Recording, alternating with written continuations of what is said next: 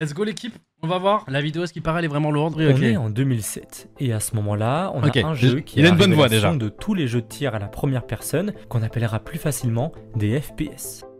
L'année 2007, c'est l'année de l'âge d'or du jeu vidéo. Quelques noms des jeux qui sont sortis cette année pour vous dire à quel point c'était fou: Halo 3, Portal, Assassin's Creed 1, Mario et Sonic aux Jeux Olympiques, Mass Effect et enfin Call of Duty 4, aussi appelé Call of Duty Modern Warfare. Waouh. Et à cette époque, Call of Duty c'est très bien. Pour certains, c'est le meilleur de la franchise, mais il n'y a pas encore de nom et encore moins une scène compétitive. La majorité des jeux vidéo qu'on retrouve en compétition, ça se passe sur PC ou alors sur GameCube avec Smash Bros Melee. Mais même si Code 4 a fait une entrée fracassante dans le marché des jeux vidéo sur console, le peu de compétition se passera sur PC avec ce qu'on appellera le Pro Mode. En fait, dites-vous que genre, le monde PC, c'était inaccessible. Tu vois, j'étais sûrement ce petit gars, si Twitch à l'époque aurait été là, aurait écrit dans un chat: excuse-moi, très cher streamer, est-ce que pour 500 € je peux avoir un PC où je peux faire tourner Valorant? Je pense que j'aurais été ce gars-là, parce que le monde là, c'est ce qu'on voulait, quoi, tu vois. Et genre, par défaut, on était sur console parce qu'on n'avait pas de thunes ou quoi que ce soit, tu vois, mais. Il y a une scène compétitive qui commence à monter sur console. Même si le jeu ne fait pas encore beaucoup de bruit à cette époque, la scène se développe principalement aux États-Unis avec un site qui réunit un classement qu'on peut appeler un ladder qui va s'appeler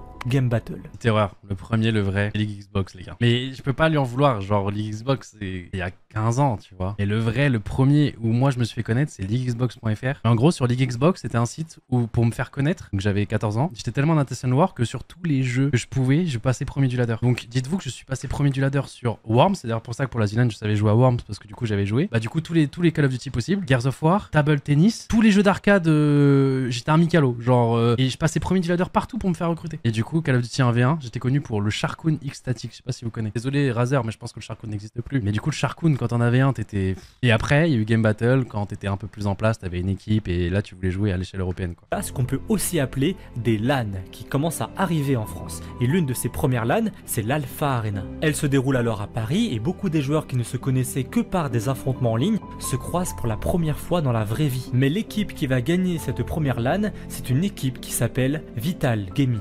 Vital Gaming, c'est composé de joueurs qui resteront dans la tête de beaucoup de monde encore aujourd'hui, comme Daredevil. Mais plus tard, Daredevil, c'est lui qui a lancé la marque Scuf, les gars. Alors des gens l'ont contacté, tiens on fait une manette, voilà, dis-nous machin. Il a tout build de comment la manette doit être, tout petit machin, etc.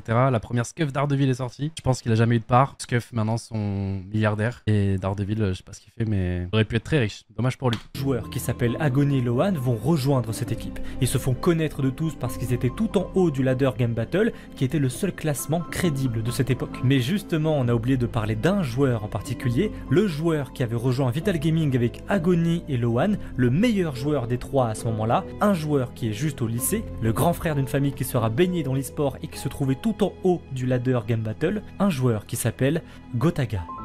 C'est moi la team. C'est moi si jamais vous avez pas la ref. Gotaga, il commence sa vie de manière très simple. Il est l'aîné d'une famille appelée les Hussein. Ouah, attends, Titoun. Avec la Titoun, maintenant il me met genre 2 têtes. Il est radiant sur Valo. Regardez comment c'était un pitchoun. Maintenant il joue torse nu en stream. Et son véritable nom, mais là, elle a pas trop changé en vrai. Et dès le début, il a déjà une passion autour du jeu vidéo qui va se créer tout autour de sa famille. Et vous savez comment ça se passe, vous devez alterner la manette avec vos frères et sœurs, et le premier qui va rentrer des cours a le droit de pouvoir jouer le plus avant que les parents rentrent pour vous dire d'arrêter de jouer et de passer la manette. Sauf que Corentin, à la base, il jouait beaucoup au foot. Malheureusement, un jour, il va faire une crise d'asthme. Il va devoir rester à l'hôpital pendant 3 longues semaines. C'est durant cette période qu'on va lui prescrire du Solupred. Et malheureusement, ce médicament lui fait prendre plusieurs kilos durant ces 3 semaines. Il est Quand bien informé. Il va revenir au collège, il va devoir faire face à beaucoup de harcèlement dû à sa prise de poids rapide. Comme beaucoup de cas de harcèlement, quand t'es en 3e, c'est beaucoup trop dur de rester en cours à devoir vivre tout ça. Et c'est ses parents qui vont l'encourager et vont jusqu'à lui faire un parcours scolaire à la maison à l'aide du CNED. Évidemment, c'est une période très difficile pour Corentin qui va devoir rester à la maison. Mais ce qui faisait le plus peur à ses parents, c'est qu'ils ne le voyaient plus rigoler. Corentin ramenait des bonnes notes, mais il restait toujours à la maison. Mais justement, c'est là que son père va faire un pari avec son fils. S'il arrivait à atteindre le niveau maximum sur le jeu Dead or Alive 4, la console irait dans sa chambre. Corentin, comme n'importe quel enfant de son âge, joue énormément pour atteindre cet objectif. Et il va même réussir. Ses parents vont se demander si c'était un j'aurais pu devenir Kayane, j'ai choisi Call of Duty, les gars, je posais pas de questions. bon choix de le laisser plus de temps à jouer devant les jeux vidéo, du moins jusqu'au jour où ses parents vont l'entendre rigoler depuis sa chambre.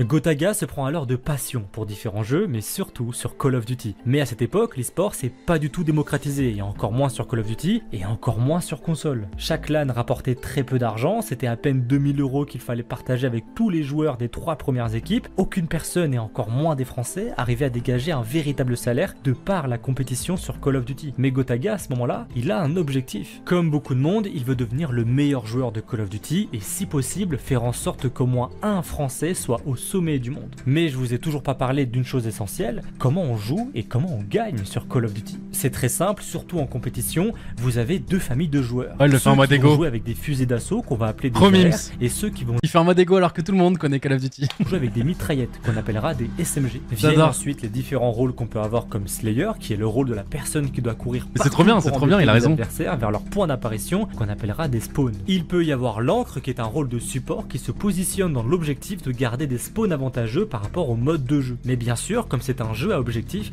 vous avez l'objectif player qui est littéralement la personne qui doit accomplir au mieux les tâches des différents modes de jeu qu'on peut avoir. Mais le dernier rôle sera la majeure partie du temps soit un Slayer secondaire, soit un objectif player. C'est moi secondaire. l'équipe. Et justement, les modes de jeu sur Call of Duty, il y en a plein. Mais à ses débuts, c'est un peu un fourre-tout. Les modes principaux sont match à mort par équipe où la première équipe Erreur, Edouard là. Ah, ok, je sais pas pourquoi il s'est fait bait. Parce qu'à un moment, Game One ont organisé un tournoi, les amis, et ils ont un peu imposé leur mode de jeu. On était en mode what the fuck, mais effectivement, ils ont mis du team deathmatch. Mais sinon, c'était pas dans le rule set. capture du drapeau, où Mais littéralement vous devez ramener le drapeau ennemi à la base, Game tout One en K-bait. protégeant le vôtre, et l'équipe qui l'aura fait le plus de fois en 2 rounds séparés aura gagné. Et enfin, la recherche et destruction. Elle se joue d'abord en 4 manches gagnantes où vous n'avez que Ça, c'était le vrai mode. Valorant, les gars. C'était Excellent. vraiment le mode de jeu principal de tout le monde. C'est-à-dire que tu pouvais être moins bon en CTF, domination, puis Harpon plus tard, Blitz, il y a eu plein de modes de jeu. Et quand tu jouais sur Game Battle, pendant des années, c'était juste de la SND, tu vois. Quand tu pouvais jouer compétitivement, donc avec plein de modes de jeu différents, mais quand tu lançais un match GB, c'était la SND, tu vois. Et c'est là que ça se réglait, quoi. exploser une des 2 bombes de l'équipe d'en face. Mais C'est vraiment si le vous mode êtes que tu devais défenseur, gérer. vous avez le choix entre tuer tous les adversaires, attendre que le temps imparti de la manche arrive à la fin, ou alors désamorcer une bombe placée par l'équipe d'en face. Ce dernier mode de jeu est très connu parce que la majorité des FPS compétitifs l'ont, comme Counter-Strike ou Valorant. Mais il n'y a pas une seule carte, mais plusieurs, et c'est là que vous allez avoir l'une des premières complications de la compétition sur Call of Duty. Tous les ans, c'est des nouvelles cartes et des nouvelles armes qui arrivent, contrairement à League of Legends où il y a une seule carte avec un seul mode de jeu compétitif, et ça depuis le début du jeu. Mais pourtant, dès le début de la scène compétitive sur Call of Duty, on a déjà 2 gros problèmes. Call of Duty 5, appelé World at War, n'est pas aimé par les joueurs en dehors de son mode zombie, donc personne ne veut jouer en compétition sur ce jeu. Mais c'est pas fini. On a joué, nous. Ah, Edouard, avec LON, nous, on a spam, justement. On était les Gaulois à spam ça, et on s'est fait pas mal connaître en Europe encore plus. Parce que justement, il y en a beaucoup qui ont dodge, mais nous, on y a beaucoup joué. Mais par contre, en termes d'e-rep européenne, tous les joueurs que vous connaissez, les Swanny, Tomé, etc., jouaient aussi à Code 5. Donc en fait, avec Loan, on avait pris quand même pas mal d'avance sur le reste des Français, parce que eux n'ont pas suivi sur Code 5. Fini parce que l'année d'après c'est Modern Warfare 2, et si pour certains c'est leur Call of Duty favori, Modern Warfare 2 n'a pratiquement aucune compétition de toute son année. Et la raison elle est toute simple, c'est à cause de la fameuse mission dans l'aéroport appelée Pas de Russe. Mais il y a bien une LAN qui va se dérouler sur Modern Warfare 2, l'Opal Arena. Gotaga joue toujours Oh là avec là. Loan et Est-ce qu'il aura les mais refs aussi avec un joueur appelé Azox. Et le pire c'est qu'ils vont réussir à gagner la LAN et les 2500 € de cash prize. Sauf qu'il y a un petit problème parce que l'organisateur de la LAN s'est enfui avec l'argent. Il a la ref. Tout se passe bien, on gagne la LAN, on rentre chez nous, sauf que on n'a jamais reçu les sous quoi.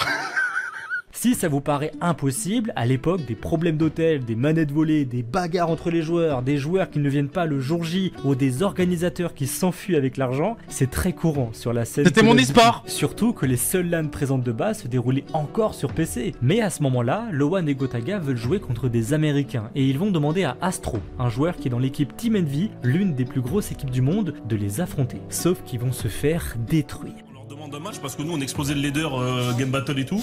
On leur demande un match et ils nous disent vous voulez quoi tu vois en gros, qu'est-ce que tu veux. Ouais, vous êtes des puants, ouais. Et ouais, vraiment. Et ouais, on a compris qu'on pue vraiment la merde. Ah, vous les avez joués du coup? Ouais, on les a joués, on les joue sur leur host et ils nous explosent. On dit ouais mais venez sur le nôtre. Ouais mais c'était pareil. Ouais, ça a fait très mal à l'ego. Parce que genre on pensait que c'était OSDIF. Non, ils avaient tellement de data en plus que nous. Genre, en fait, ils étaient. C'est même pas individuellement, c'est genre juste tout était contrôlé quoi. Tout était Excel.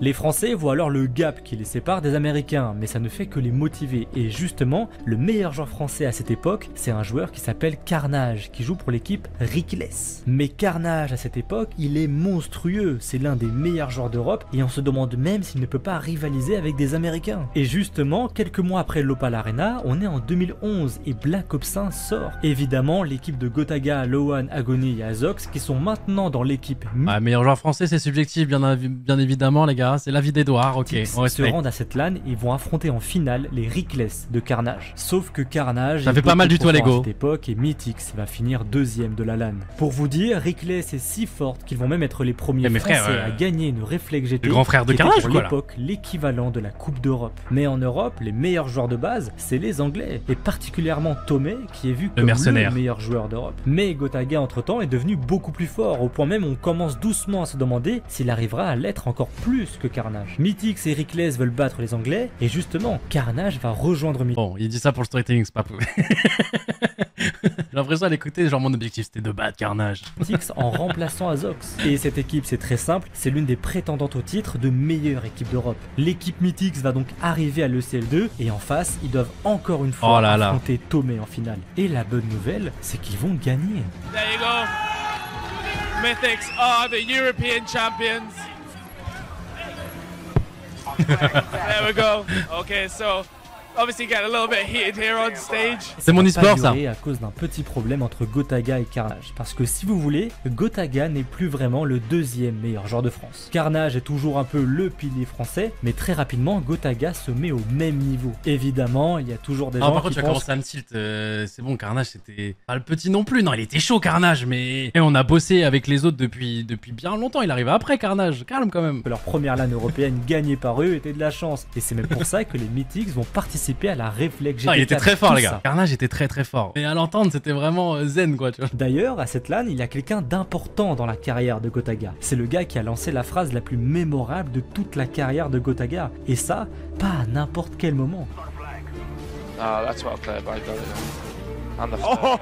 Gotaga. Si vous n'aviez jamais vu d'où provenait cette phrase mythique, voilà. Certains d'entre vous vont me dire que c'est pas fou, sauf que c'est tout le contraire. En gros, on est en grande finale et Mythix mène 1-0 face à Imperial. La deuxième carte est lancée et c'est de la capture du drapeau sur la carte Firing Range. Les Imperial viennent d'attaquer le drapeau et sont tout proches de le ramener à leur base pour être à 1 partout. Mais le seul qui se retrouve en défense à ce moment-là, c'est moi la Gotaga. team. Il va se retrouver en 1 contre 2 face à Pachino Swally. et Swani, qui encore aujourd'hui est réputé pour être parmi les meilleurs joueurs de l'histoire. Et non Légende seulement du jeu, il va Swany. les tuer tout seul, il va toucher son drapeau pour le ramener à sa base, mais il va aussi mettre un méchant coup de couteau à Shane, lui aussi une légende de Call of Duty. Et un coup de couteau. Ouais, mais en fait, c'est bizarre. Shane c'est. Ouais, c'est une légende, mais c'est un peu le bolos quand même. Peut-être tu savais que lui, individuellement, il suivait pas les autres. Et par contre, soigner et tout, ouais, fallait respecter. Quand même. À l'époque, c'est une humiliation. 30 seconds to go. Looks like Imperial are going to take this though. They have two people in there though. Mythics are going to have to go for it. Imperial need men in there now.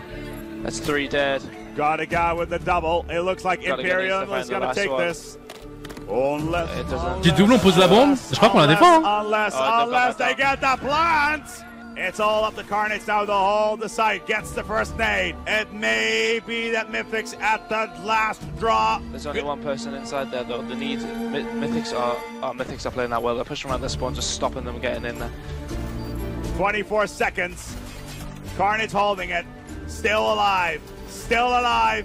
Is Slayer getting a double? Mythics holding il était quand down. même fort, What Carnage. a pistol play there by Carnage. 12 seconds.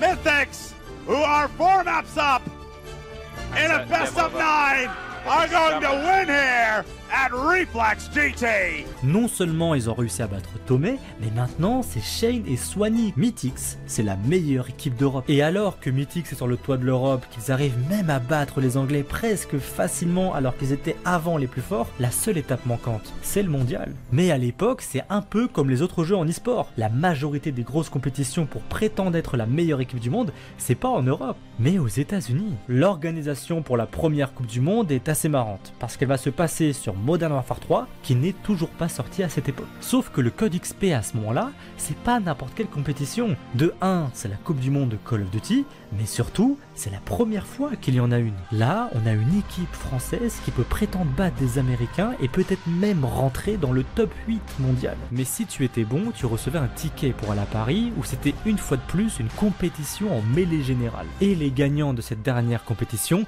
c'est Lowan et Zyler. meilleurs. Mais là, vous allez commencer à pas trop comprendre parce que vous allez me demander où sont Gotaga et Carnage. Malheureusement, la réponse, c'est qu'ils n'ont pas participé. Mais là, c'est le moment où vous devez encore moins comprendre parce que c'est littéralement les meilleurs joueurs de France et même les meilleurs joueurs d'Europe à ce moment-là. Et en fait, la raison, elle est toute simple. C'est que Gotaga et Carnage ne pouvaient pas participer à la compétition. En fait, Activision n'autorisait pas la participation au Code XP pour les gens qui étaient en dessous de 18 ans. Mais Gotaga et Carnage, à cette période, ils ont tous les deux 17 ans. Mais la situation est encore pire pour Gotaga parce que le Code XP se déroulait le 8 septembre 2011 et Gotaga avait 18 ans le 7 septembre 2011. Et malheureusement, c'est impossible de participer aux qualifications en ayant 17 ans. Imaginez, vous faites de la compétition depuis vos 12 ans. La première lane que vous gagnez, on vole votre argent. Vous êtes à présent l'un des meilleurs joueurs d'Europe et peut-être même du monde. Vous êtes prêt à enfin prouver votre valeur à la toute première Coupe du Monde du jeu qui permettrait enfin d'apporter une crédibilité à votre métier qui est très mal vu et encore plus en France. Si vous y arrivez juste à être dans les 8 premiers, vous repartirez avec 25 000 $, et 25 000 $, même s'il faut les partager à 4, c'est gigantesque en 2011, mais vous ne pouvez pas participer à cause de quelques petits jours.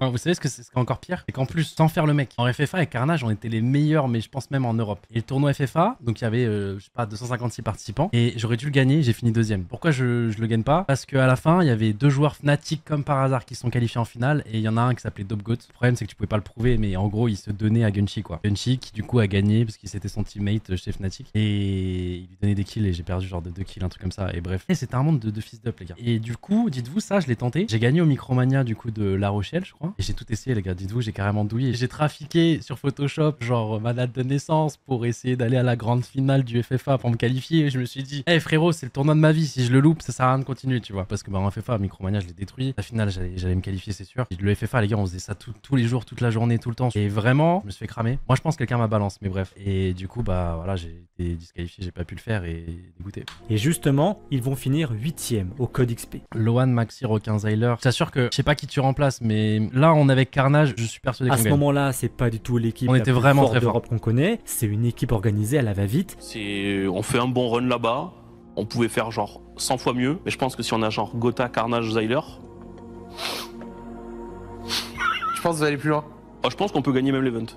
Je vais vous reposer la question. Qu'est-ce que ça vous ferait si lors de la première Coupe du Monde où vous avez clairement le niveau pour ne pas être carrément premier mondial, on vous aurait refusé de participer à ce rêve pour quelques minuscules jours. Évidemment, après le Code XP, ça va changer beaucoup de choses dans le groupe. Déjà à l'arrivée de l'EGL4, qui est une LAN européenne, Carnage ne fera pas partie de l'équipe. Et la raison, elle est très simple, il devait garder son chien. Vous allez voir, c'est pas la première... Préparez-vous, Carnage, il nous a fait... Je pense qu'il va en parler, des gens dans le chat ont dit que Carnage, il reste tout le long de la vidéo. En même temps, il a été beaucoup dans ma vie, mais un psychopathe. On est encore dans une période où la compétition sur Call of Duty, c'est pas trop ça monétairement, au point où, pour vous dire, le coach de la nouvelle équipe de Broken, appelé Epsiburn, peut seulement lui donner un salaire de 50 € par mois, alors que c'est l'un des meilleurs AR d'Europe. Ça prouve bien qu'on est encore dans une grande incertitude du milieu, et donc l'importance de ce tournoi appelé la Call of Duty Pro Cup, c'est littéralement de donner à l'équipe gagnante, et uniquement à l'équipe gagnante, le titre de joueur pro. Il y a un détail assez marrant, c'est que Gotaga, la majorité du temps, vous allez le retrouver jouer avec ses amis les plus proches. Alors que de l'autre côté, Carnage, vous le verrez tout le temps addict au Dream Team. Et cette finale ne fait donc pas juste un énième Gotaga contre Carnage, mais elle englobe parfaitement la vision de chacun des deux joueurs qui vont s'affronter. Le premier qui gagne 4 parties gagne le titre final de meilleur joueur de France et de joueur pro. La partie commence il a rendu service, tu vois. Gotaga et Mythix en perdant le premier round 2-1 en capture du drapeau. Le round suivant, Mythix gagne 2-0 et va donc gagner la première partie avec seulement 1 point d'avance. Middle encore un, Mike. One shot. Gagne du temps, Go, gagne du temps. L'ennemi a pris notre drapeau. Tiens. Notre drapeau. Le drapeau est revenu à la base. Putain, j'encule, c'est moche. Allez les gars. Eh Diablo, dis-moi, j'ai gagné le duel ou pas? Bravo soldat. Préparez-vous pour la manche suivante. Putain. 1-0 pour l'instant en avantage à Mythix, mais un truc qu'on comprend, c'est que chaque duel, chaque point gagné se joue sur des détails. Deuxième partie, démolition. Pareil. Le FDP de Belge, Loan disait FDP de Belge à Go, son teammate, c'était pour le booster. C'est comme à la place de dire bonne chance, tu dis merde à ton pote. Bon, il y avait des façons de faire, mais voilà, c'est une autre époque, les amis, une autre époque. Mythix n'arrive pas à gagner l'attaque et va perdre le premier round. Il posait Samir. Deuxième round, Mythix réussit en défense et on se retrouve à 1 partout. Le troisième round est censé être le plus dur parce qu'encore une fois, Gotaga et Mythix doivent attaquer. Chacune des deux équipes a perdu un round lors des attaques et ce round aussi se joue sur un micro détail. Oh, allez les gars. Allez les gars. Non, il rigole pas, putain. Du sérieux. GG les gars. Je me rappelle même plus. Nice, Samir, t'es le meilleur! Putain, les gars, putain! Pas trop l'air, frère. 2-0 pour Mythix, la troisième partie va se jouer en recherche et destruction. Supremacy gagne le premier round, Mythix gagne le second, mais Supremacy enchaîne 2 rounds victorieux. Plus qu'un seul round pour que Supremacy gagne et prenne sûrement l'ascendant mental. En gros, tu vois là, la map, je crois, s'appelle Summit. Et en fait, là, on était en démolition. Et en gros, tu dois poser la bombe, sauf qu'il spawn juste devant. Et tu dois la défendre pendant 45 secondes. Et je crois qu'au moment où on la pose, c'était un peu clutch, tu vois. Et pour gagner la map, on devait vraiment que ça explose. Islay, il fait un double, j'en tue un. Et en voulant passer sur le côté à droite, il s'est suicidé. Dans nos têtes, à ce moment-là, c'est le contrat de notre vie, les gars, qui est en jeu là. Enfin, tu vois, c'est juste pour remettre dans le contexte. Nice! Le GG, mon Les gars. gars. GG, Coco. Ah, il est là, bâtard. Il va plein mid, je crois, Fais gaffe. Je pense qu'il est retourné au B, Ah, Putain, GG le play. Allez les gars, dernière manche, Ça, je suis en 2-4. Voilà. Il fait Je carré. vous l'avais putain. dit, ça se joue C'est sur mes des Game Valo, micro-détails. putain. Maintenant, il y a 3-3 dans cette partie et les deux équipes sont en train de bouillir. Mythix est en défense, Supremacy en attaque. À droite. Ah, top B, il a pris une fumée. Carnage était dans le coin tout à l'heure. Hein. Je monte, Diablo. J'y vais ou tu vas? Top B mort. GG. Vous précipitez pas, tranquille. Faire gaffe, tu n'es pas dans le coin mid à droite là. Lui, il pourrait grave nous baiser. C'est pour ça que j'attends là. GG Diablo, c'était lui. Top. Allez. Top B. Non, tente pas, Go, tente pas au pire. Venez avec moi en 1 au pire, venez avec moi en 1. Je suis parti. Revenge. Et top B. On tente pas. Il a la ligne, Babé. Nice. Je suis pas sûr que c'est lui, je suis pas sûr. Attends, on joue en 30 FPS, frère. Je crois qu'il est là. Attends, Et pour moi, dans ma tête, c'est Carnage, fluide. Il est là. Stop. Oui, les gars. 4-3. Non seulement Gotaga fait le dernier kill pour gagner la partie sur Carnage, mais maintenant on est à 3-0. C'est donc une balle de match pour Mythix. Mais vous le voyez très bien, même s'il y a 3-0, le match est loin d'être facile. Personne n'est à l'abri d'un retour. Ago, il a carré un play, il a un sale BO, Ago. Soit que Gotaga et Mythix deviennent la meilleure équipe de France, soit que Carnage et Supremacy prennent l'ascendant psychologique. En gros, l'équipe qui va gagner la prochaine carte est sûre de gagner la Call of Duty Pro Cup. C'est l'heure du seul mode de jeu qui n'a pas encore été utilisé, le match à mort par équipe, sur la carte la plus mythique de Black Ops 1, comme un signe d'adieu à ce jeu avant de passer chez son petit frère, Nuketown. Là, tu vois, ils l'ont racheté pour le show. C'était pas dans le mode compétitif, quoi. Personne jouait en match à mort sur Nuketown. Mais bon, en vrai, ça a fait un. Ouais, one shot, bas maison est top. Putain, il me l'a mise, 1-1. À droite, maximum shot, à droite, allongé la voiture. Les gars, on perd un. Allez les gars. Nice, putain. C'est pas le moment de se laisser dominer là. Allez, encore, en bas maison. Égalité. Bas maison, one shot, bas maison. Ah, les FPS. Attends, je vais banal. Dans le dos. Après, je pense que c'est le fait aussi de. Nos trucs pour record à l'époque, c'était HDPVR, c'était Dazzle, c'était des trucs pas fous. On jouait en 30 FPS, putain. Dans le bordel. dos, deux voitures. Et c'est le premier à 7500, les gars. Pas de peur. Et à droite, encore. Oh, ils ont tous clutch. Balanceur. À droite de mon côté. Il y a du monde, les gars. Putain, les gars, crevez pas. Dit-il en se faisant le cut. Il est mort, balance pas. Ah, kill.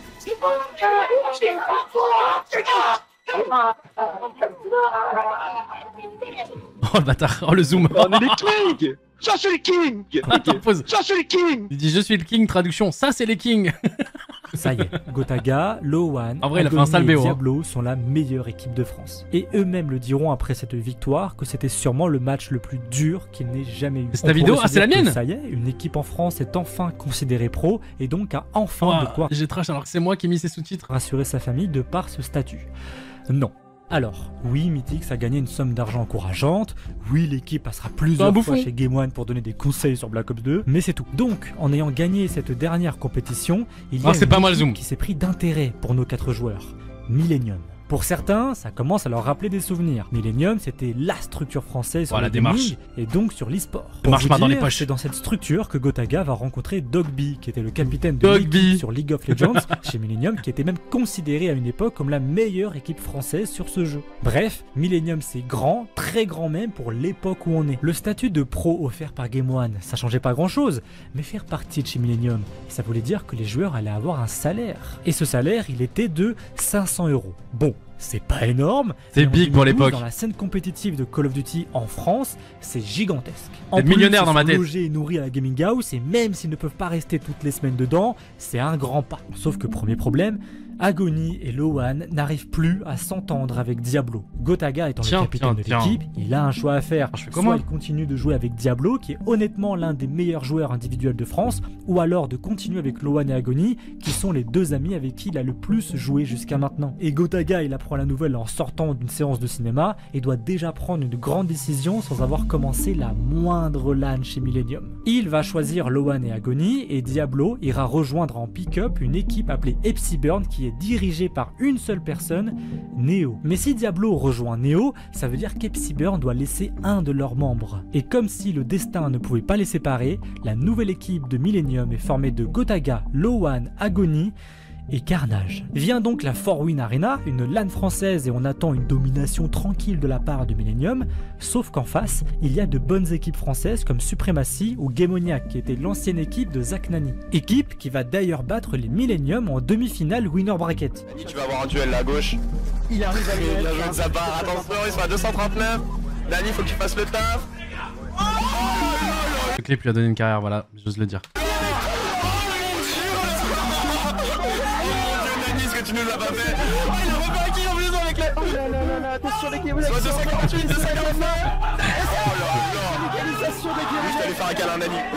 Ça commence bizarrement, mais Millennium a encore ses chances en passant par le loser bracket. Mais justement, en finale de loser bracket, Millennium va affronter son rival, Epsiburn. En fait, après avoir récupéré Diablo, l'équipe Epsiburn est maintenant composée de Broken, Azox, Diablo et Rambo. Rambo, c'est vraiment l'une des légendes. Ouais, ceux qui parlent sur LoL des Coréens, machin, etc. Là, ils ont fait bien pire. Dites-vous, je crois qu'ils ont fait amener Rambo à une LAN française où le cash prize, même s'il gardait tout le cash prize pour lui, ça rentabilisait même pas la moitié de son vol, je pense. De Call of Duty. C'est un américain qui est très très fort. Et déjà que Diablo se sent trahi par Millennium. C'était le mec le plus smart de tout Call of Duty, il était trop fort. Il arrivait avec de la data, frère, enfin bref. Neo, le coach, n'a vraiment pas apprécié qu'on lui vole Carnage.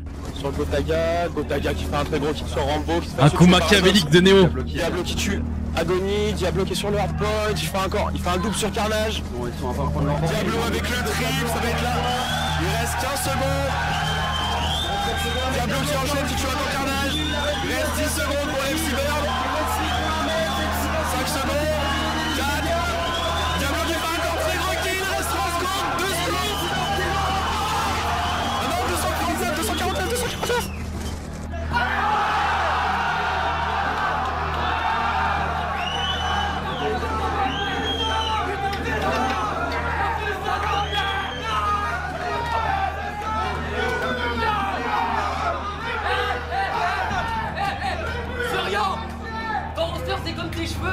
T'es obligé de regarder ton but.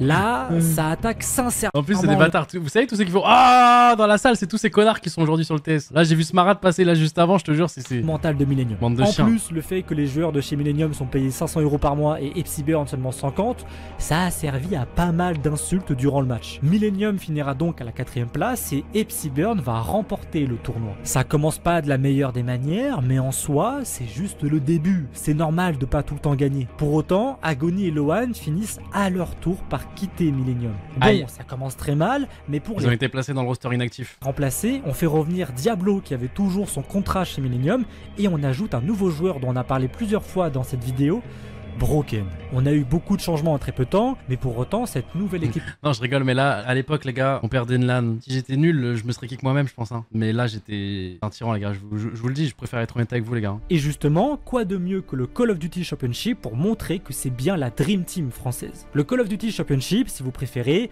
c'est le code XP de Modern Warfare 3, mais avec un nouveau nom. En clair, c'est la Coupe du Monde. Cette fois, pour se qualifier à la Coupe du Monde, c'est bien mieux organisé que sur Modern Warfare 3, parce qu'en Europe, il faut participer à 5 différents tournois chaque dimanche et accumuler le plus de points possible. Les 2 meilleures équipes de chaque pays européen se verront invitées à la première étape du Call of Duty Championship, mais si vous faites partie des 2 premières équipes de votre pays, le premier adversaire que vous devrez affronter en 8e de finale sera littéralement la 2e équipe de votre propre pays. Gotaga et les Millennium arrivent à se qualifier aisément à l'étape européenne en finissant première de France et ils n'ont plus qu'à attendre leur opposant français. Mais c'est Supremacy encore une fois qui va se trouver devant le chemin de Gotaga. Enfin, surtout ce qu'il dit pas c'est que c'était du BO3 les gars. Passe, il y a Getsum et Zyler, donc on reste dans un bon top 10 français, mais il y a aussi 2 autres joueurs, Lowan et Agony. 2 joueurs qui sont revanchards sur leur côté sanguin. Souvent quand il y avait du trash talk à faire lors des LAN, c'était un peu leur travail de mettre la pression à l'équipe adverse. Et si on rajoute à ça le fait qu'ils s'étaient fait tous les 2 virer de chez Millennium quelques temps avant, mais après vous avoir parlé de ces 2 joueurs, c'est le meilleur moment pour vous parler d'un joueur dont je vous parle seulement en surface depuis le début de la vidéo,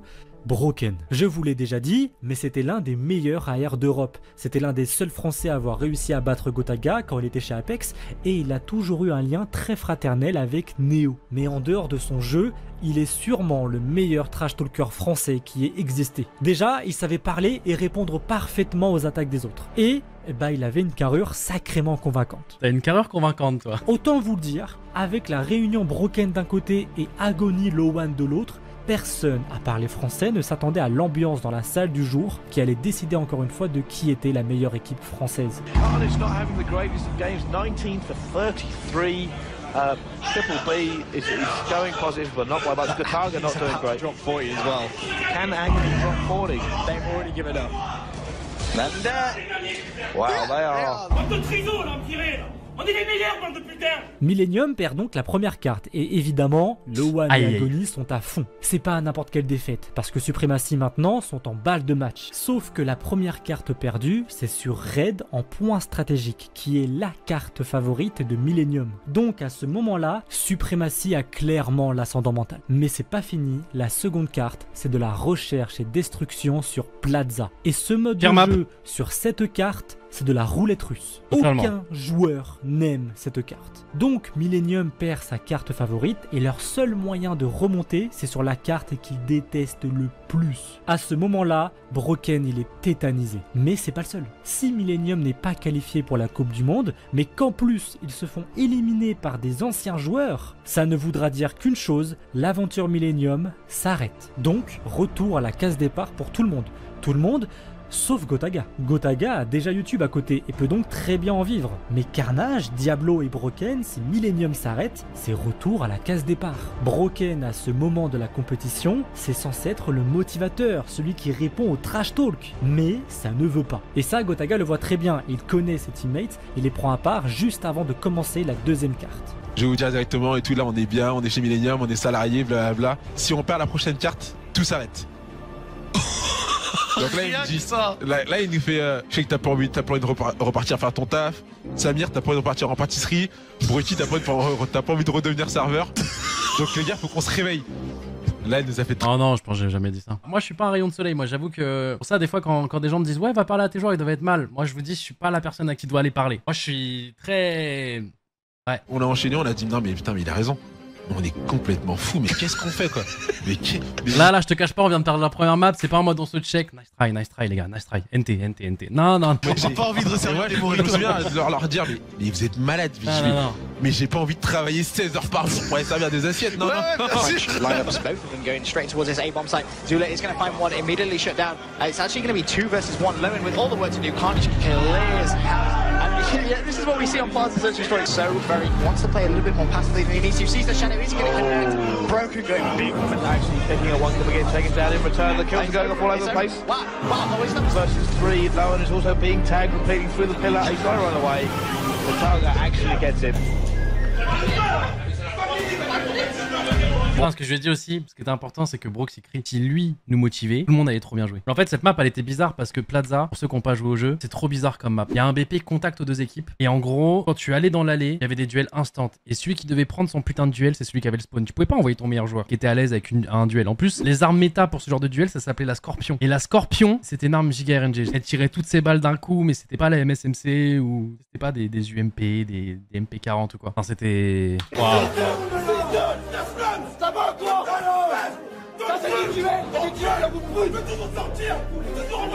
On vous poune.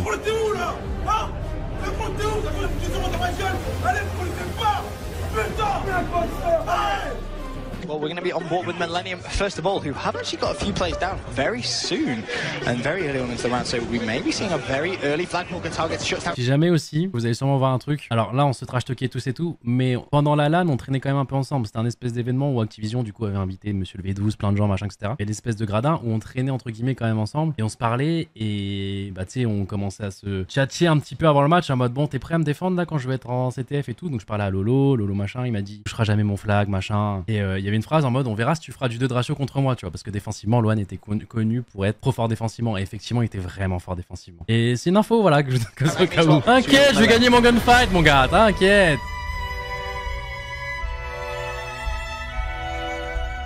Waouh.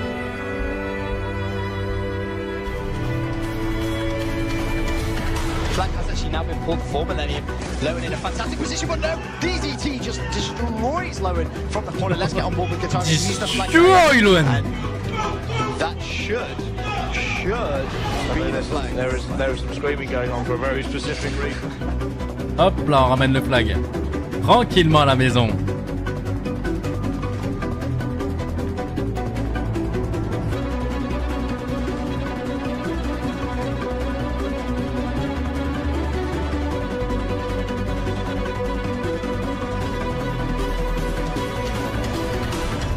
Un petit point score, prestable pour voir. Ouais, ok.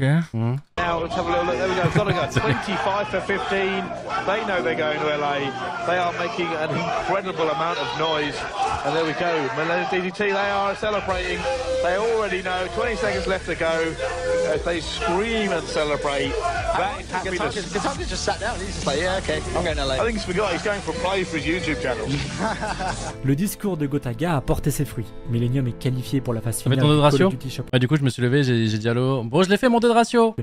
Qui se déroulera à Los Angeles. Et comme vous pouvez le voir, malgré le trash talk et les insultes, les joueurs de la scène française apprécient presque tous. Pas trop. Il suffit de voir le visage de Loan, même s'il est sûrement... C'est des petits trucs vicieux qui font un petit peu mal, mais c'est fini. Et je l'ai fait mon 2 de ratio, tu vois. En dégoûté d'être éliminé. D'un côté, qui te font quand même mal, un côté fier envers Gotaga qui n'avait pas pu participer au Code XP un an plus tôt. Broken peut enfin relâcher un peu la pression et prend Gotaga dans ses bras pendant plusieurs secondes. Il y a quelques années, quand on voyait ce câlin, on pensait juste que Broken était très content. Maintenant qu'on sait à quel point il était terrifié et que son déclic c'était littéralement Gotaga, on comprend encore plus l'émotion de cette scène. Alors, Millennium est qualifié pour Los Angeles, mais il reste à finir l'étape européenne. Parce que oui, il fallait juste gagner le premier match pour être qualifié, mais en soi, c'était juste des... Ce monsieur allait nous virer hein, si on gagnait pas le match, hein, le monsieur derrière là, je vous le dis. 8e de finale. Et justement, en quart de finale, ils vont affronter l'équipe suédoise Enigma, qu'ils arrivent à battre 2-1.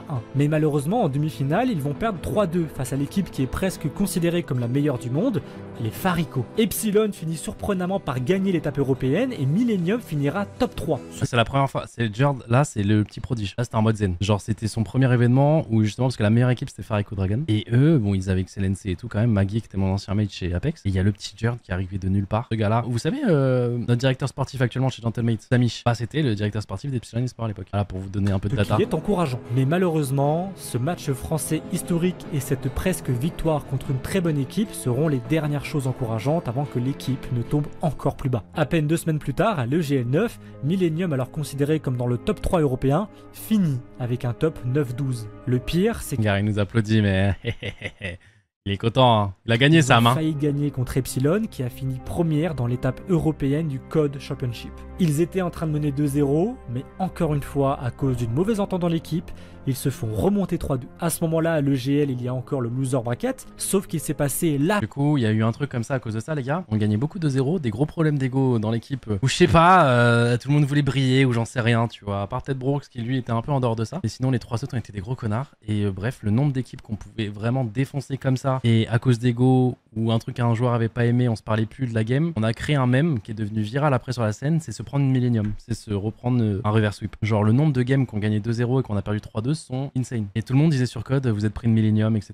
La chose qui a cassé l'équipe en deux, Diablo. Et en fait, il y a un Américain qui a donné une astuce à Diablo. Bien sûr. Il a dit tu fumes une petite taf et ensuite t'enchaînes beaucoup de jus d'orange. Histoire d'être jamais essayé. détendu mais concentré. C'est ça, détendu mais concentré, jamais essayé. Donc nous, on le voit sortir de sa chambre, les yeux défoncés.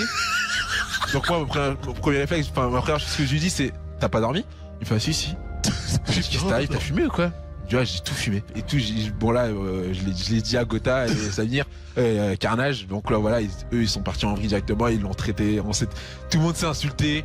Oh là là. On pouvait pas jouer parce qu'on est, voilà, il arrivait pas à jouer, il arrivait à rien, il était déchiré. Bah oui, parce qu'il était complètement démonté. Criminel. Un joueur américain qui s'appelait qui là? C'est qui là qui lui a donné cette strat, les gars? Gotha, il a pris de son téléphone. Ouais. Il a pris son billet d'avion, il est rentré chez lui directement. Ouais, il est rentré chez lui instantanément. J'avais YouTube, les gars, je commençais à pouvoir, sur un coup de tête, pouvoir prendre un avion si je pouvais. C'était beaucoup de mes économies, mais j'avais tellement le démon que... À l'époque, il adoré faire ça. Dès qu'on perdait, il veut rentrer chez lui, peu importe la situation. Ouais. Et justement, les deux dernières équipes de la poule de Millennium sont Sor Gaming, une très bonne équipe américaine, mais surtout Complexity. Et chez Complexity, il y a 2 joueurs particuliers. Ashiz, une autre légende de Call of Duty, mais surtout Crimsix. Là, je viens de dire un nom qui vient d'en faire frissonner plus d'un. C'est pas pour rien, à l'heure d'aujourd'hui, Crimsix est le joueur le plus titré de l'histoire de Call of Duty. Voilà, donc les Sud-Coréens c'était marrant, mais maintenant, c'est pas juste 2 équipes très fortes qui attendent Millennium, mais une équipe certes très puissante, mais aussi l'équipe du prétendu meilleur joueur de l'histoire. Malheureusement, Millennium perd de peu 2-1 contre Sor Gaming, donc la seule chance pour Millennium d'aller plus loin dans la compétition, c'est de réussir à battre Complexity.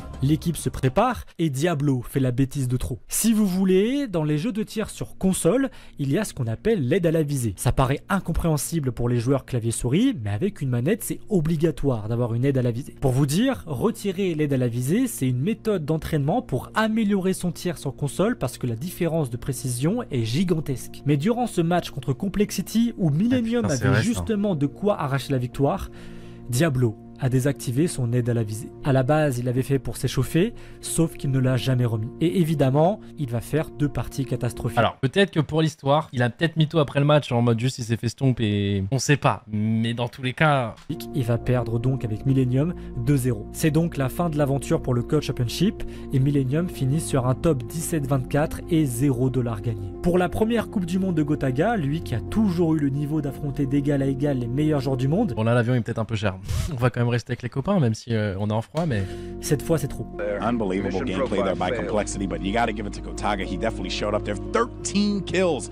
Wow. And Ace with 13-7. He really needed his teammates to step up there. DZT only had 2 kills on that one and 9 deaths. He was not holding it down by any means. Le reste de la compétition se passe comme prévu. Complexity finit 4ème, Optic Gaming 3ème, Team Envy 2ème et Farico 1er. Après ça, Millennium c'est terminé. Gotaga ne veut plus entendre parler de cette structure avant un bon moment. Pour rappel, il n'a pas gagné une seule LAN aux côtés de Millennium. Je crois pourquoi? Parce que je pense qu'on voulait kick des ZT et Millennium voulait pas, je crois. Pourquoi ça s'est aussi mal passé? Déjà, Carnage. Carnage, déjà qu'il n'avait pas bonne réputation, c'était littéralement le joueur qui créait des embrouilles dans l'équipe. À chaque opportunité, il envenimait, voire créait des disputes entre Diablo et Gotaga. Deuxièmement, Diablo. La double faute impardonnable à l'EGL9 et au Code Championship, ça n'a pas aidé, mais il avait un trop gros ego dans une équipe où il passerait toujours au second plan derrière Gotaga. Et enfin, troisièmement, Millennium. Millennium, c'est l'une des plus grandes structures et c'est un peu la première en France qui promettait un salaire décent sur Call of Duty. Le problème, c'est que chaque match mettait une pression monumentale à tous les joueurs. Mais c'est là qu'intervient une des personnes les plus importantes de la vie de Gotaga. Je vous avais parlé d'une équipe qui avait réussi à froisser Millennium lors de la Forwin Arena. Et bien, cette équipe,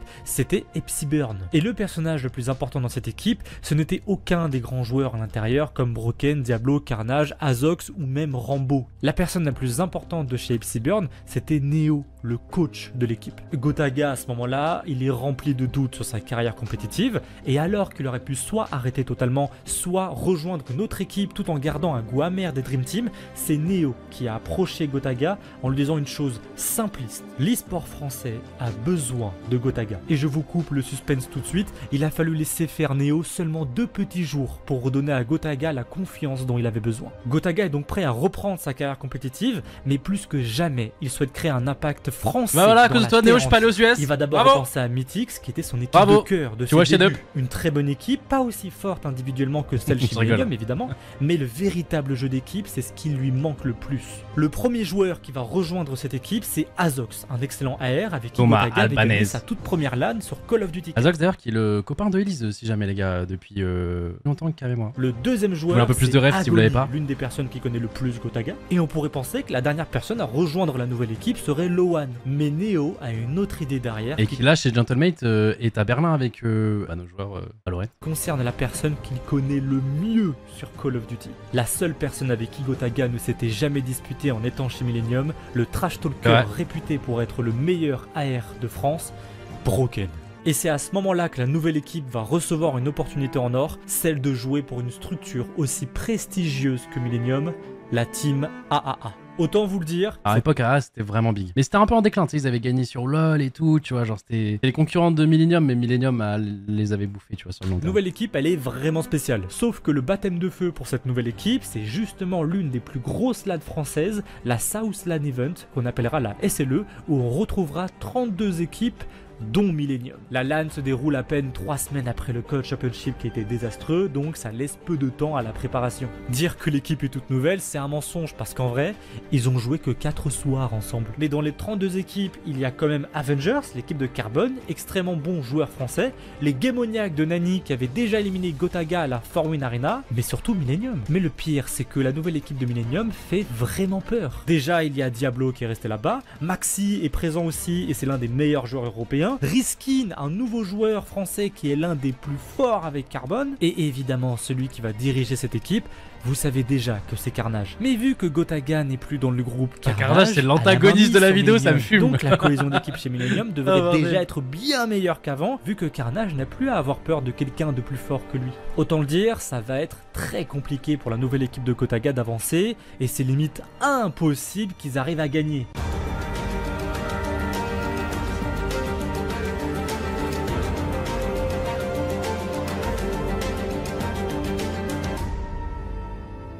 Fait 14 matchs. L'équipe ne perdra qu'une seule carte durant toute la SLE. Cette nouvelle équipe toute fraîche vient de rouler sur toutes les équipes françaises en seulement 4 petits jours de préparation. Pour vous l'expliquer la team 2-0 contre Overlord, 2-1 contre Carbone et Avenger, 3-0 il y a quand même mon petit frère, il y avait un Houssen en face, contre Play Hard qui venait de battre 3-1 Millennium, et à nouveau 2-0 contre Play Hard en grande finale. Voilà. Il a fallu moins d'une semaine à Neo pour remotiver Gotaga. Il gagne enfin sa première LAN sur Black Ops 2, mais cette fois avec des amis. Les joueurs ont le sourire, même les perdants, et les seuls qu'on ne voit pas bizarrement, c'est Carnage et les patrons de chez Millennium. Bon, c'est bien beau tout ça, mais vu leur nouveauté, ça devrait être impossible d'être au moins top 5 européen au vu des tops équipes d'en face. Sauf que les AAA finissent quand même 4ème de la Reflex GT9. Honnêtement, c'est pas mal. Mais le plus fou, il a même pas dit que tu nous avais battu la baronne. Pas la Reflex GT9, mais son équivalent européen qui s'est déroulé juste avant, la Skylan. D'ailleurs, élément important pour cette LAN, si vous trouviez que les 4 soirs de préparation étaient courts avant la SLE, eh bien c'est encore pire pour la Skylan où AAA n'a pu s'entraîner ensemble que 2 petits soirs à cause de problèmes de connexion. Ouais, on a beau être sur l'explosion de l'e-sport sur Call of Duty grâce à Black Ops 2, on n'est pas encore totalement sorti des problèmes classiques qui étaient déjà présents à l'époque de Code 4. Mais durant cette LAN, il y a les Farico, les Avengers, les Epsilon qui sont la meilleure équipe d'Europe, et évidemment Millennium est aussi de la partie. En plus, Oxygène va remplacer Diablo durant la LAN, donc vraiment, il n'y a plus aucun joueur pour contredire les ordres de Carnage. Et là, il veut du sang. Sauf que le combat, c'est pas juste un énième Carnage contre Gotaga, mais bien un Carnage et les patrons de chez Millennium contre Gotaga et Neo. Pourquoi Neo spécifiquement? Parce qu'après la victoire d'Epsilon contre Millennium durant la Forwin Arena, Millennium n'avait pas juste volé Carnage, mais Broken et Diablo aussi. Et là, je me souviens, t'es sur un nuage quoi. T'es la meilleure équipe en France et tout. Désolé. Et pendant une semaine, plus de messages. Plus de nouvelles de mes joueurs. C'est Broken, c'est mon frérot quand même. Ouais, bien sûr. C'est mon frérot, attends, c'est moi qui suis allé le chercher, je lui ai acheté une Xbox, on se voit tous les jours, on s'est au téléphone tous les jours, etc. Ça va Broken? Ouais. Pas de message. Diablo? Silence radio. Il y a que Azox et moi. Azox et moi, on se parle. Il te parle des autres? Non. Tu les as vus? Non. Ce qui se passe, c'est qu'en fait, en gros, Millennium nous a pris Diablo et Broken. Dans la foulée. Dans la foulée. Sauf que quand Millennium a volé un énième joueur à Neo, c'était l'enfer pour lui, qui s'était même fait abandonner par son seul sponsor de l'époque, Burn Controller. C'était arrivé à un point où il a même décidé de faire journaliste pour Desserto durant 6 mois. Et c'est pour ça que le rendez-vous à la Skyline, c'était pas juste un classico. Oui, Carnage veut absolument enfin gagner contre Gotaga, mais Neo et Gotaga n'ont qu'une seule chose en tête: détruire Millennium. J'adore. En vrai, Fabien il sera corda. En vrai, il a raison. En vrai. C'était nos Webedia de l'époque, sauf que après ils sont devenus Webedia. Let's go. On va passer du côté des Millennium qui ont fait la transition. 40 secondes, ça va jouer sur la fin. Voilà, Gotaga qui fait le bon kill et je pense du coup il va tout simplement essayer de rester en conflit. Par contre Carnage qui a réussi quand même à faire de bons kills. Et Gotaga, hein, comme tu l'as dit, qui avait justement réussi à rester en conflit sur ce HP, c'était très bien joué. Et justement, les joueurs des Millennium, il faut qu'ils contrôlent à 100% ce HP s'ils veulent pouvoir gagner cette map. Et on voit Broken qui essaie d'avancer, mais les 2 frags qui sont faits, peut-être ça peut le faire encore au niveau du temps. Je ne sais pas si mathématiquement c'est possible. En tout cas, Millennium Carnage qui envoie tous ses strikes, il continue d'enchaîner, il trahit son mate un petit peu dans la panique. Il essaie d'enchaîner encore 3 frags qui sont la window, putain, la window. Les Millennium qui sont sur le point de reprendre le lead. Le conflit qui est fait par Gotaga. Gotaga qu'il faut pas qu'il se monte, il fait le kill. Il va peut-être permettre à son équipe de gagner cette partie. Il reste seulement 2 secondes. Il est mort avec une machine de mort. Oh là là, énorme ce qu'on a fait là. Tout simplement le travail de Carnage. Ouais, c'est Zan qui est Domingo les gars. Bref, il est mort avec une machine de mort, mais ça a pas suffi. Une seconde, on a vu Gotaga qui tout simplement fait le premier kill ici. Est-ce qu'il enchaîne? La Scorpion donne des carrières, mais bref. Tout simplement, il enchaîne le deuxième. Et derrière, je crois qu'il se fait kill. Mais ça n'a pas suffi au Millennium. C'est tout simplement monstrueux l'action de Gotaga. Il nous a sorti quelque chose tout simplement qui sauve la map là. Il a sauvé la map, il a permis à son équipe à 1 seconde. Gotaga qui clutch cette partie. Je pense qu'Azox il va pas rester longtemps les gars. Je pense que ouais. Partie énorme, les 2 équipes qui rendent réellement, qui vendent du rêve, pardon. On s'attendait à cette rencontre, mais 1 seconde sur un HP, c'est réellement énorme. Et Gotaga. J'ai pas besoin de vous expliquer à quel point cette simple action de Gotaga a permis à toute l'équipe de prendre l'ascendant mental. En plus, encore une dernière fois, le dernier kill, il est tout sauf anodin. Parce que à ce moment-là, Carnage il est en panique sur le dernier point stratégique. C'est au point où il va même tuer son allié Oxygène. Encore une fois, une preuve du manque de communication dans l'équipe, mais Carnage reste Carnage et a carrément débloqué la machine de mort. Et la machine de mort, c'est l'un des meilleurs streaks en compétition et surtout en point stratégique. Ouais, genre Carnage, tu peux pas perdre de duel, genre. Au niveau, il est avec 3 joueurs dans le même point stratégique aux 3 seules entrées du bâtiment. Et franchement, réussir à les tuer à ce moment-là, c'est censé être insurmontable. Sauf qu'au même moment, Gotaga en toute discrétion, il est passé par la fenêtre et il a tué Riskin.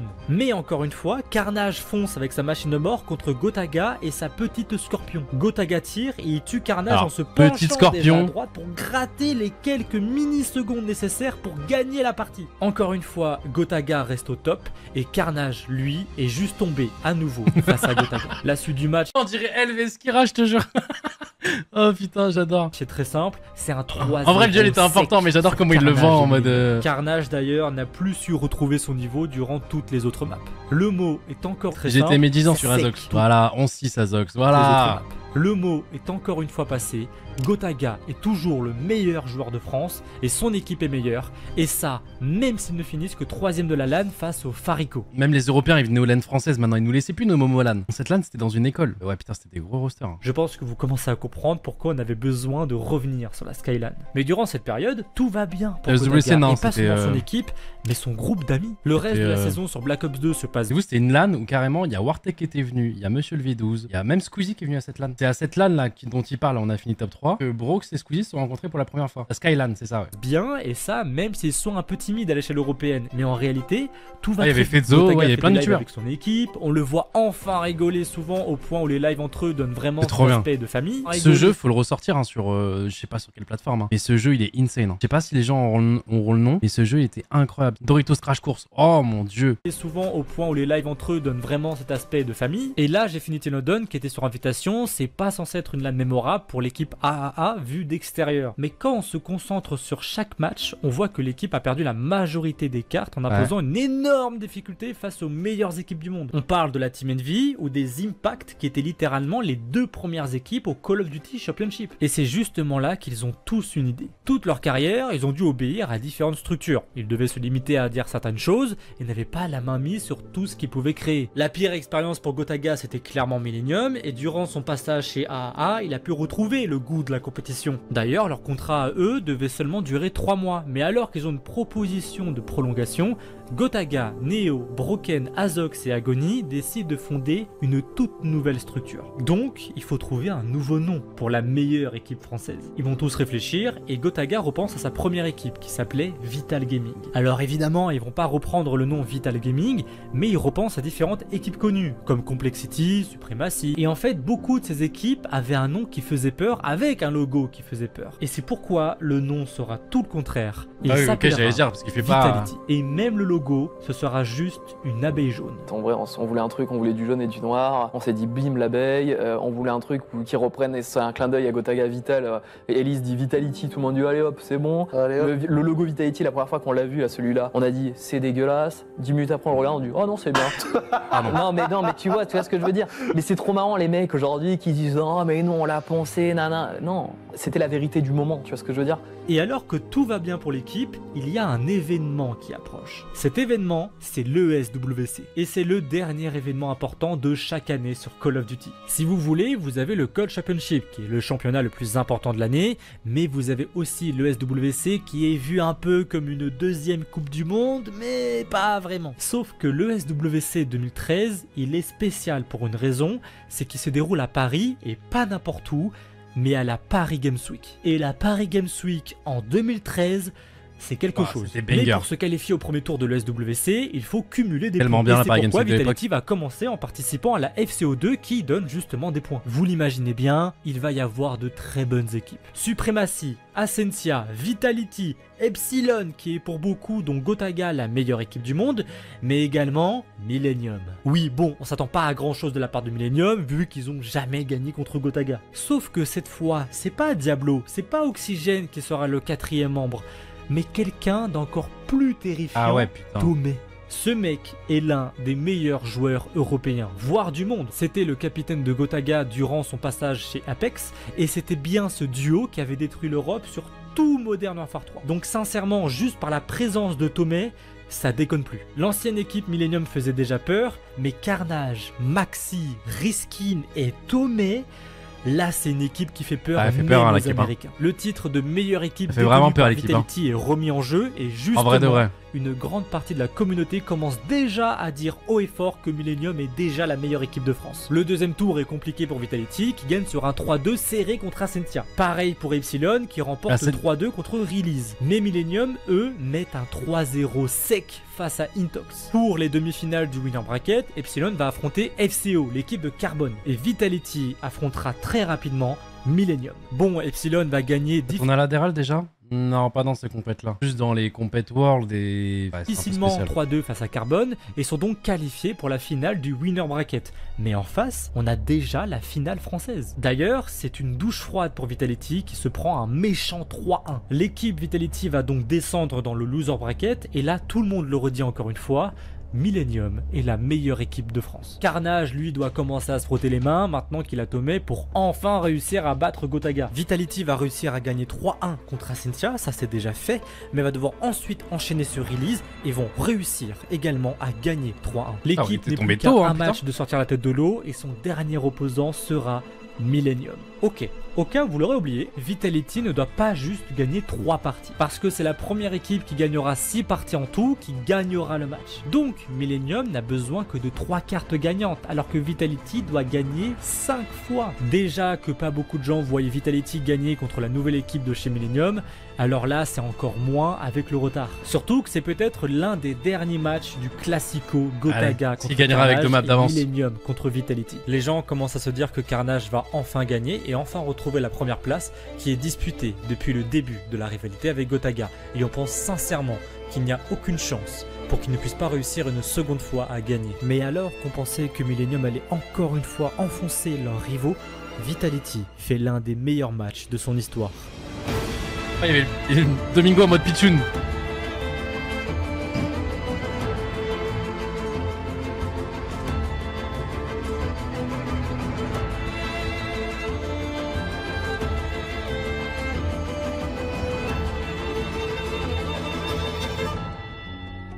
Vitality et Gotaga ont encore une fois battu Millennium et cette fois c'était la meilleure équipe Millennium qui n'ait jamais existé jusqu'à présent. Il y avait déjà de latéral. Vitality n'a pas gagné le roster, il y avait déjà de latéral à l'époque. Contre Epsilon, le message envers la rivalité Millennium Pour revenir sur ta Vitality question, a encore une fois été bien transmis. Carnage et Millennium doivent encore grincer des dents pendant que Neo et Gotaga se frottent les mains pour leur petite vengeance. Vitality se qualifie évidemment pour la finale de l'ESW France. Mais son opposant sera Zyler et Western Digital. Zyler, qui on oublie souvent, est extrêmement fort. Généralement, il est dans l'ombre de Gotaga et Carnage, mais en réalité, même s'il n'a pas un aussi bon shoot que les deux, si on réunit toutes ses compétences, beaucoup s'accordent à dire que c'est lui le deuxième meilleur joueur français. Oui, Vitality s'est fait un nom et est considéré sans hésiter comme la meilleure équipe française, mais Zyler en face a enfin de quoi prétendre gagner contre Gotaga. Il va falloir les accueillir, et vous êtes, je sais pas, peut-être bien 2000. On envoie du lourd pour les Vitality!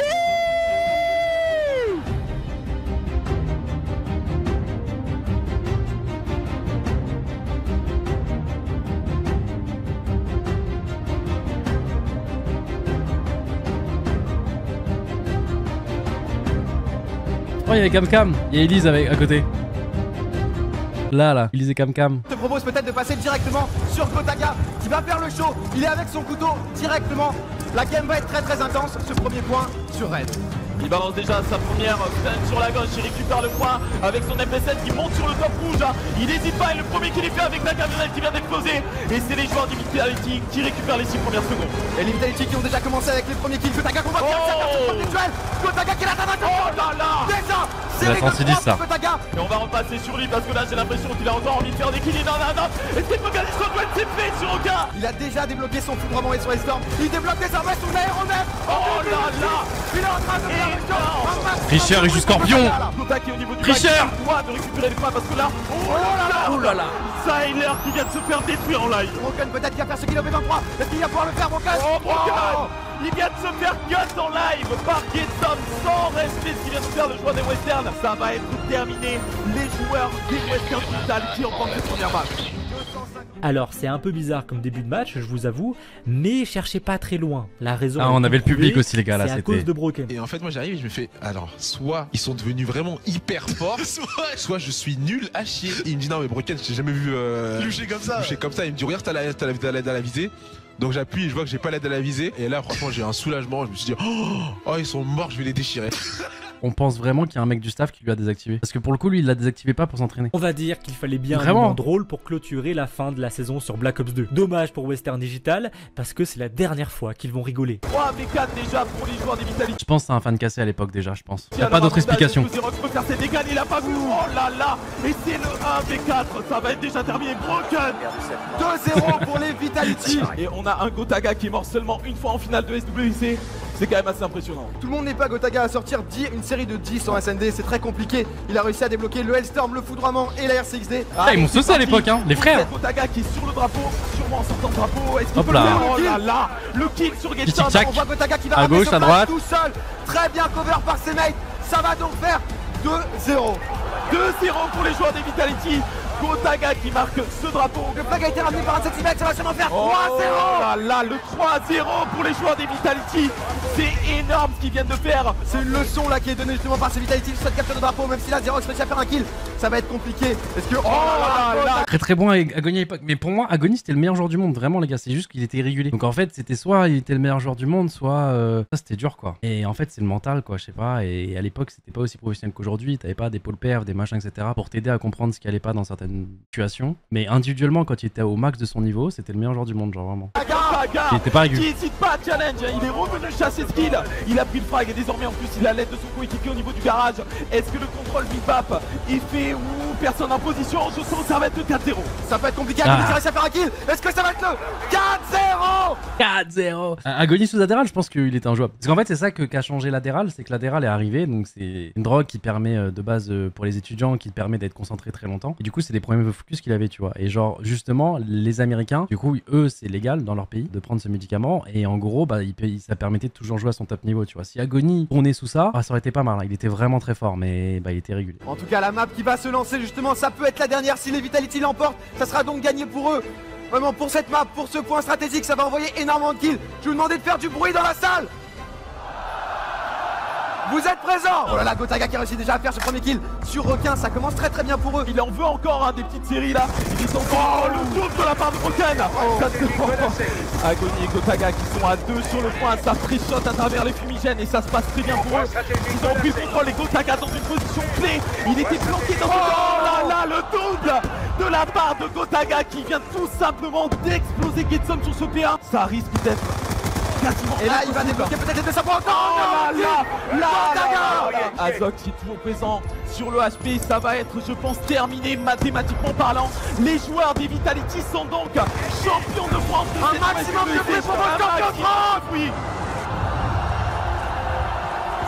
Ils sont sacrés désormais. Très très bien joué.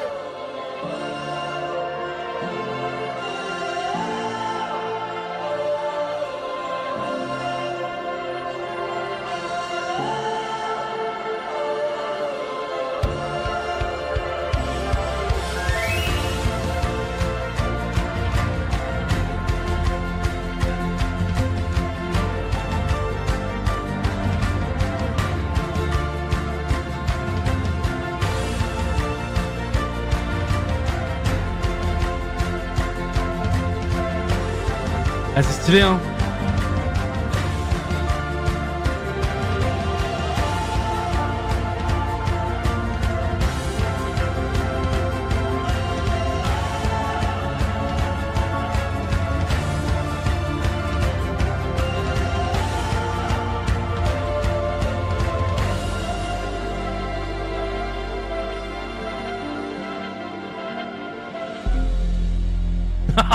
Il me fume avec les zooms.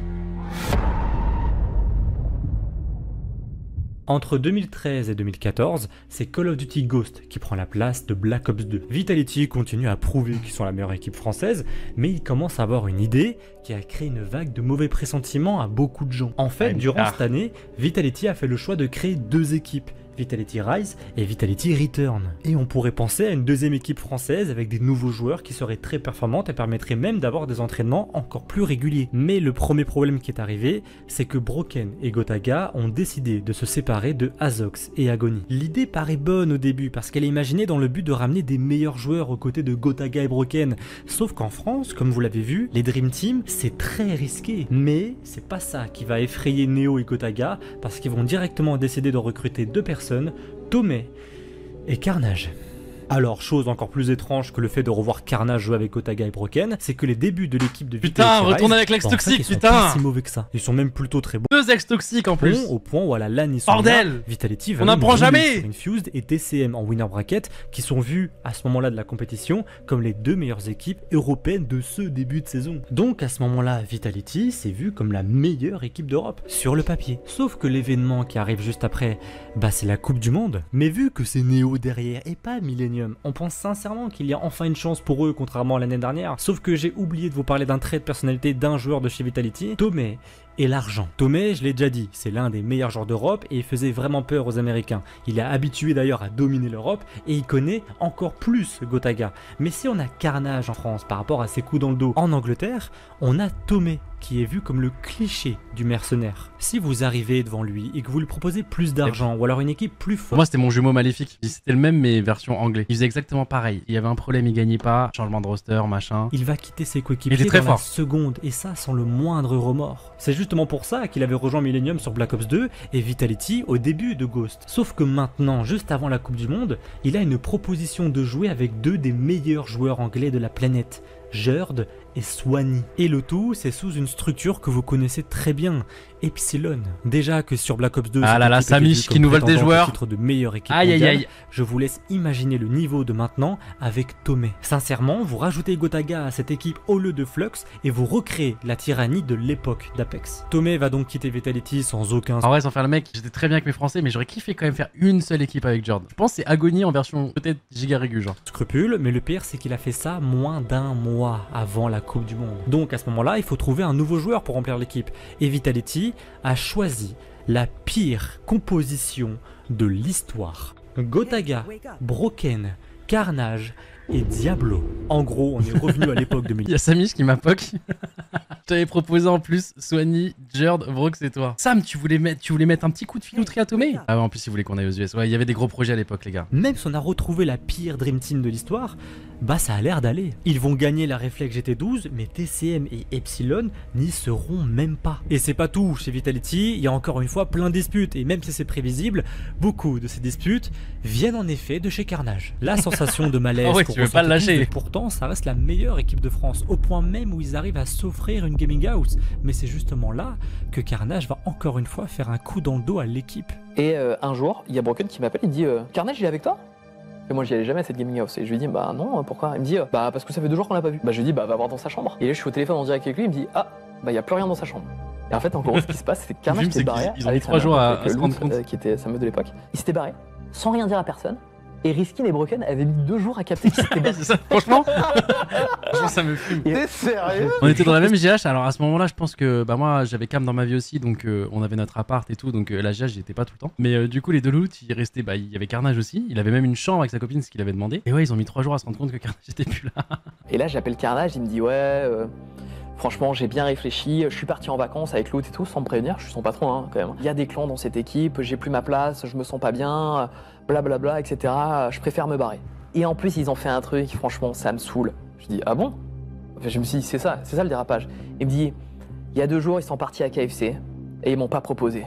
Mais comme Carnage se barre du... Je vous jure c'est trop story. Il pétait des plans pour rien frère. Arrive alors le SWC France et Vitality doit affronter d'abord Pulse qui sincèrement c'est pas une équipe qui fait très peur. On s'attend tous à les voir mettre un 3-0. Qui va essayer d'aller contester, Hulk qui gagne son duel et qui va pouvoir neutraliser le point. Les Insayed, ça peut être le kill de la victoire, ça, Jonas. Attends, comment on a perdu, frère? Ils sont tous en négatif. Ça commence très bizarrement, mais c'est pas fini. Vitality doit encore affronter Millennium pour pouvoir retenter sa chance. Gotaga, non mais les gars, c'est pas le melon. Enfin, si, un peu, mais là, j'avais commencé YouTube et tous mes pseudos étaient pris de partout. No bashing. Finale de Loser Bracket. Et justement, comme on l'attendait, Vitality met un 3-0 sec à Millennium et va même gagner maladroitement 6. Et pourquoi vous faites les trucs? Là, j'étais trop chaud au jeu, j'ai mis Gotaga. Et là, quand sur LoL, mon pseudo se fait prendre, je mets Goat Aga, vous dites rien, alors que je suis stuck à 102. Laissez-moi tranquille. À 5 contre Pulse. Le seul match manquant pour Vitality pour prouver que c'est évidemment la meilleure équipe de France, bah c'est la finale. Et sincèrement, elle est limite mondaine parce que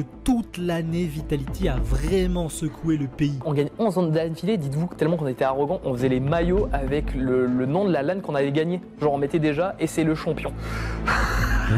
Et quand on arrivait en finale, hop, dès qu'il y avait les interviews, on enlevait le maillot, on avait le truc avec marqué champion tellement qu'on n'avait pas de concurrence en France. Quand la finale elle arrive, on s'attend à que Vitality explose son adversaire 4-0 malgré le mauvais pressentiment qu'on a tous depuis le début de l'année. Mais l'adversaire en face, c'est Ascentia et c'est l'une des seules équipes françaises à avoir réussi à battre Vitality durant toute l'année. Et chez Ascentia, il y a Zyler. Alors c'est très beau tout ça, hein. Tout le monde se dit même que c'est la finale de l'année dernière, sauf que Zyler cette fois, il a plus le rôle de coach dans l'équipe. Et c'est là qu'il a pris plein de petits zen. C'est intéressant parce que Western Digital l'année dernière, elle était presque vue comme une espèce de Dream Team française avec Zyrox, Getsom et Requin. Pourtant, il s'était fait humilier par Vitality, qui n'était pas une Dream Team, mais plus une bande de potes. Alors que cette année sur Ghost, les rôles sont inversés. Maintenant, on va avoir le droit à une nouvelle finale. Ascentia a déjà un point d'avance vu qu'elle vient du winner bracket, et le moins qu'on puisse dire, c'est que c'était plus serré que l'année dernière. C'est fait, les Ascentia qui vont très certainement s'imposer dans cette domination, on les voit, ils sont... Comment on la perd? Vortex 34 kills, ah ouais. Motivés, Vitality qui reviennent de carte à une, Vitality pour remporter ce blitz de partout. Les Vitality qui passent devant dans cette finale de l'ESWC France. Ils mènent 3 cartes à 2 et ils sont à une map d'être à nouveau champion de France. Aïe. Ah mais là on s'était embrouillé je crois. Je crois que cette SND on menait, on allait gagner la game. Et je crois qu'il y a eu un mauvais call et on s'est embrouillé. Putain Brooks il était vénère hein. Et moi j'étais pas là. He didn't even see the player there. Corey, I can't believe what I'm just seeing right now. There we go, it is over. Aïe aïe aïe. On a perdu. Je pense que je me suis embrouillé avec Tomé encore. Et je suis sorti de mon match. Franchement les gars, on a 1h48 qui sont passés très très vite. Il manque des trucs mais il a quand même bien bossé dessus les gars. Allez like la vidéo. En vrai putain je me suis dit putain 1h48 je vois pas tout ce que tu peux dire et au final effectivement l'épisode s'arrête à notre défaite à l'SWC. Et un grand merci à toi hein, vraiment. Non bah pour vous donner un peu une take de ce qu'ils sont devenus. Enfin Brooks déjà vous connaissez, il est CEO de Gentlemate à mes côtés, on s'est jamais lâché depuis. À un moment c'est... Mais bref, je vais pas spoiler l'épisode 2. Peut-être que... Voilà, peut-être que Edouard va nous préparer un épisode 2 ou voilà. Parce qu'il y a pas mal de choses à dire sur l'épisode 2. Ah justement, il y aura 2 rosters Vitality, il y aura... Welcome back Millennium. Qu'est-ce qui se passe chez Vitality? Des embrouilles à la villa. Qu'est-ce qu'il y a d'autre? Activision qui commence à arriver sur la scène et s'est intéressé, la Pro League, tout ça. No spoil. Je vous parle juste de ma vie, les gars. Après, je sais pas si ce sera dans l'épisode 2, mais bref, par rapport à ce qu'on a vu dans l'épisode 1, par rapport justement aux personnes que vous avez vues, bah Elise, on travaille ensemble. Donc voilà. Azox, du coup, là, il est à Berlin avec les Valo actuellement. C'est le manager de l'équipe Valo. Il est trop fort. Et même, il est trop fort aussi au jeu. Si jamais, il est fort aussi à Valo. Il est fort partout. Mais clairement, ça fait du bien de l'avoir une personne de confiance à Berlin directement avec les joueurs. Brooks, bah voilà, vous connaissez. Agony, alors il y a souvent son cousin qui est avec nous, que vous connaissez, un cousin qui s'appelle Imad, qui est souvent sur le TS. Si vous êtes sur les lives de Brooks, d'Azox, de Lipton, de certains du TS, vous devez entendre Imad. Carnage, il a un petit peu vrillé après. Il a travaillé au bar collé à Millennium, à Webedia, quand Millennium s'est fait racheter plus tard, pendant assez longtemps, donc il était connu un peu de tout le monde. Il a vécu en colocation avec Zankyo. Et voilà, je vais pas trop vous raconter sa vie, je pense qu'il veut pas. Et voilà. Diablo, alors on a été très longtemps avec son frère Meni, un peu moins maintenant, il est un peu moins sur le TS. Je l'ai revu à la tournée Gotagon Tour, il était passé justement, donc on a reparlé du bon vieux temps. Je sais pas trop ce qu'il fait maintenant aujourd'hui. Je pense que c'est Brooks qui aura plus de nouvelles par rapport à lui. On n'est pas forcément resté en contact, donc si on se revoit, voilà. Après moi je suis pas quelqu'un qui reste beaucoup en contact avec les gens aussi hein, les gars, je vous cache pas que j'envoie très peu de messages. Néo, Néo il a continué son aventure chez Vitality, on se parle un peu moins aujourd'hui, on se respecte mutuellement. Samish, il travaille chez Gentlemate, c'est notre directeur sportif. Tomé il était sub dans une équipe pro et du coup il passait juste ses journées à stream du Warzone. Je crois qu'il stream encore aujourd'hui, c'est un excellent joueur Warzone, je crois qu'il a gagné plein de tournois Warzone avec beaucoup de cash prize ou show etc participe. Bah écoutez, on a vu une très bonne vidéo, ça fait plaisir. Écoutez, je vais vous souhaiter une bonne soirée, une bonne nuit. Encore merci Edouard, c'était toujours là. Je vous dis à plus tard. Des bisous les gens, bonne soirée, bonne nuit et à demain pour de nouvelles aventures.